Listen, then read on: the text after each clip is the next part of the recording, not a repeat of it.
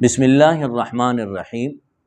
حضرت عبداللہ ابن عمر رضی اللہ تعالی عنہ فرماتے ہیں کہ حضرت صلی اللہ علیہ وسلم یہ دعا بہت پابندی سے صبح اور شام پڑھا کرتے تھے۔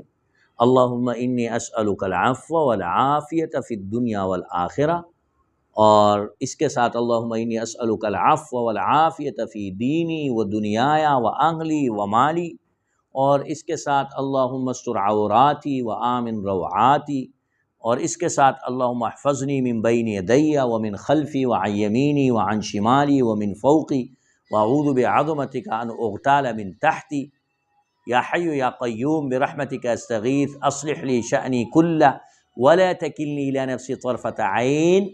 علماء کہتے ہیں جو صبح اور شام اس کی پابندی کرے گا اللہ اس کو امراض ظاہری اور باطنی سے محفوظ رکھے گا۔